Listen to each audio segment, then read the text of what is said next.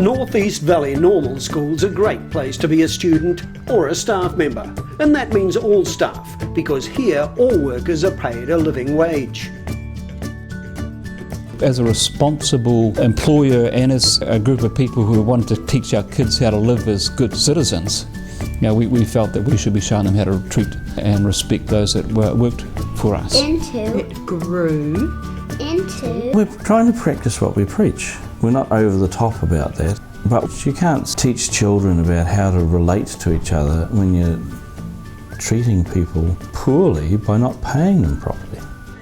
More than a third of those who work in our schools are support staff. They're librarians and administrators, IT and learning support, sports coordinators, teacher aides and more. And as a group, they remain some of the poorest paid in our communities, often earning little more than the minimum wage. It's a different level. We don't get paid enough for our job. It's a job that we do with passion. It's not a job that everybody can do. The cost of living is going up, our wages don't go up. Our families, they still need to be fed, they still need to have a roof over their head and clothes on their back.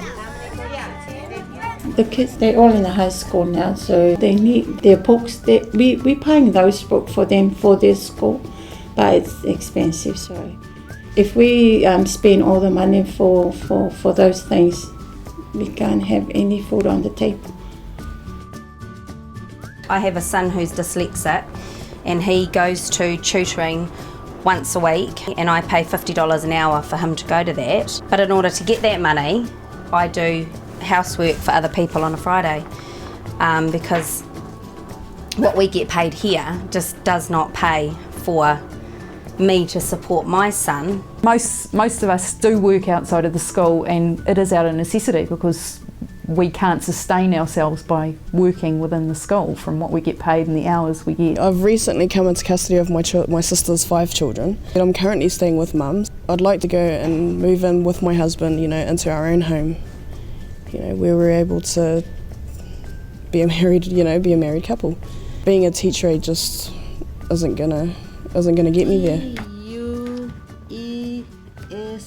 Sometimes I don't really do a shopping. Then that means we're not eating a healthy food. We're probably living on a bread and a rice for a week. Then I'm worrying about my little one because he can't live on that. Finger space. For the leadership at North East Valley Normal School in Dunedin, the knowledge that some of their staff were struggling on low wages was unacceptable.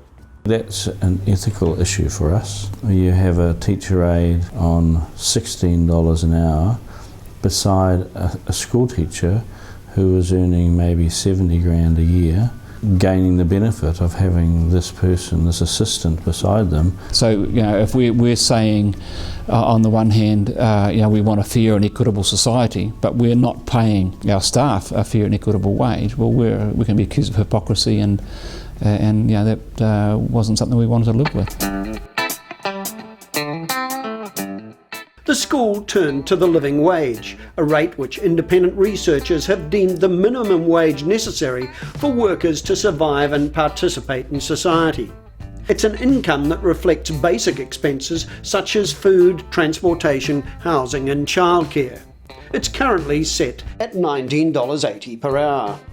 While adopting the living wage seemed a tall order, the school decided to investigate it.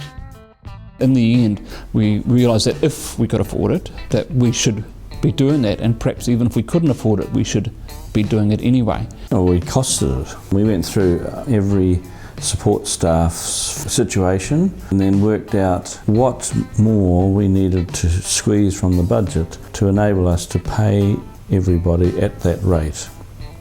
And it was surprisingly low.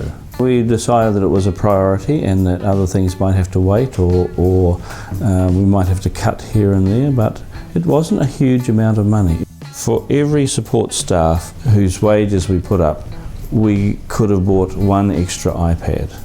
So if it means that we don't have 1 extra iPad in that classroom, but we pay our teacher aide a better wage, what's more important? becoming a living wage employer had a significant impact on the support staff at North East Valley Normal School. It's been really worth it for us, the support staff. They have a much greater sense of we are part of this team. They value us, and they've done this to show how important we are. And so, whilst we've worked pretty hard up till now, we're actually going to step it up a little bit. And even a more sense of we're part of this professional team. You know, the teacher aides now expect to be kept in the loop about things. They want to know what's going on. Why is this happening? Do I need to be involved in this? Have I got something to contribute? The living wage has also been appreciated by the teaching staff who work alongside the support staff. The teachers know that these support staff are helping to create a less stressful environment for them and for the children in that classroom and in the whole school. And so the teachers really appreciate us acknowledging the work they do and trying to give them a fair wage. The experience of North East Valley Normal School reflects that of workplaces both here and abroad, where adoption of the living wage has boosted morale in workplace relationships, lowered rates of absenteeism and improved staff retention. It's also enhanced productivity and performance, and importantly, improved the public image and reputation of both the workplace and the people who work there. You feel a little undervalued at times. You hear it all the time, oh, I'm just a teacher aide. They do school surveys here once a year, and it came out of the last one within the Me and My School one that the students do.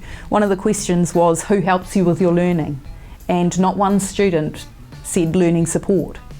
We're giving the one-on-one attention, and yet none of them recognised it. We shouldn't be sending signals to our kids and our community that some people aren't worth much. Look at the bigger picture rather than just your budget. You know, your budget's there to reflect your values and your commitments. Do we choose the decision based on what the community would want? Or do we do it in line with what our treasurer or our accountant would advise? You know, if we're really meant to be bringing these children into a future full of hope and promise, we should be easily choosing the things that are better people's lives, you know?